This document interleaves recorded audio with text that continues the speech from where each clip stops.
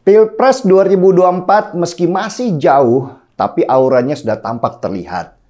Tahun depan atau tahun 2023 tepatnya di bulan September adalah waktu pendaftaran calon presiden. Jadi sekarang para calon sudah mulai lenggak-lenggok menampilkan dirinya supaya terlihat cantik. Dari rangkuman berbagai survei, nama Ganjar Pranowo sudah melewati Prabowo Subianto sekarang ini.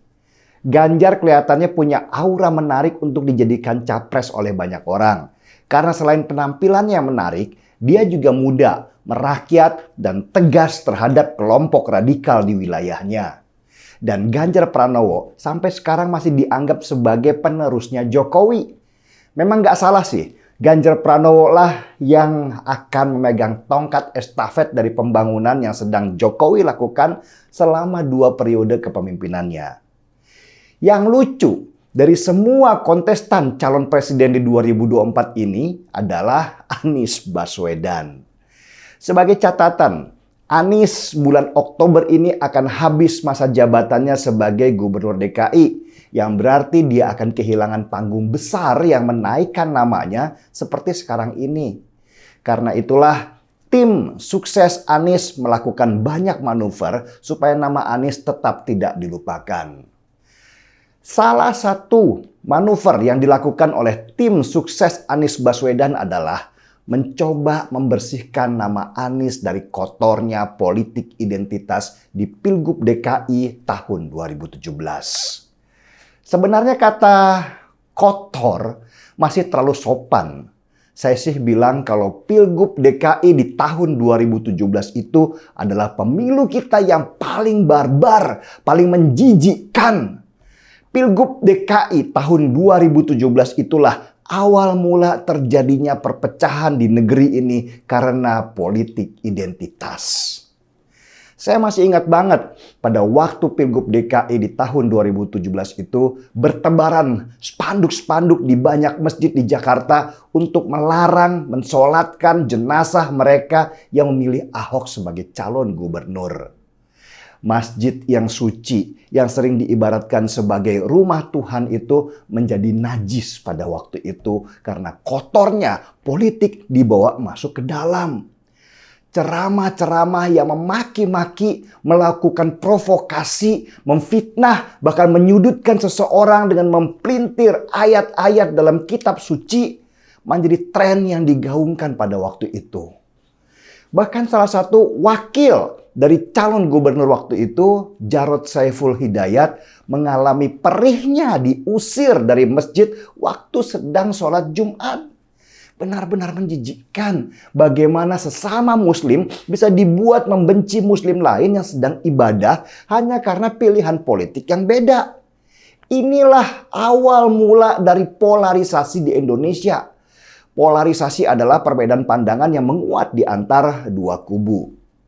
Ada lagi seorang nenek bernama Hindun yang ketika dia meninggal, masjid di dekat rumahnya tidak ada yang mau mensolatkan jenazahnya karena berbeda pilihan. Belum lagi persekusi mental yang didapati ketika ada yang lebih memilih Ahok sebagai gubernur daripada Anies Baswedan. Dan puncak dari semua itu adalah Ahok sendiri dipersekusi karena dianggap menista agama dengan didorong oleh demo ribuan orang dan akhirnya dia dipenjara. Ketika Ahok divonis penjara itulah nyala lilin di seluruh Indonesia menyala tanda matinya keadilan di negeri ini. Belum hilang luka, Anies kemudian mengumumkan kemenangannya lewat pidato yang menyebut-nyebut kata pribumi. Perihnya luka yang ditimbulkan akibat Pilgub DKI tahun 2017 masih terasa sampai sekarang. Bukan karena Ahok kalah, tetapi karena kita melihat dengan mata kepala sendiri betapa brutal dan barbarnya demokrasi kita pada waktu itu. Masyarakat terbelah antara kubu nasionalis dan kubu agamis. Dan situasi itu dimanfaatkan betul oleh Anies Baswedan untuk memenangkan pertarungan. Politik identitas yang bisa membakar negeri ini sampai hancur lebur, dia nikmati hanya demi kekuasaan. Dan sekarang lucunya, tiba-tiba ada gerakan untuk mencuci bersih nama Anies Baswedan dari kotornya Pilgub DKI 2017. Awalnya mereka menuding bahwa penyebab polarisasi bangsa ini adalah mereka yang mempopulerkan kata kadrun. Kadrun itu adalah label yang ditunjukkan pada seseorang untuk memisahkan Islam sebagai agama dan Islam yang dimanfaatkan sebagai agama dalam politik. Sesudah itu, mereka mulai mengutak-utik bahwa kisah nenek Hindun yang awalnya jenazahnya tidak disolatkan karena berbeda pilihan, itu hoax. Baru sesudah itu, mereka mengumumkan bahwa Anies Baswedan dalam Pilgub DKI 2017 kemarin adalah juga korban dan tidak terlibat dalam politik identitas. Jijik kan? Jijik nggak? Begitu gampangnya mereka ingin mencuci nama Anies Baswedan dari kotornya Pilgub DKI 2017 yang hampir saja membuat terbelah bangsa ini. Dan saya tahu tujuannya untuk Pilpres 2024. Kemungkinan besar banyak pengusaha besar yang biasa ikut serta dalam politik apalagi pesta demokrasi besar sekelas Pilpres alergi dengan nama Anies Baswedan.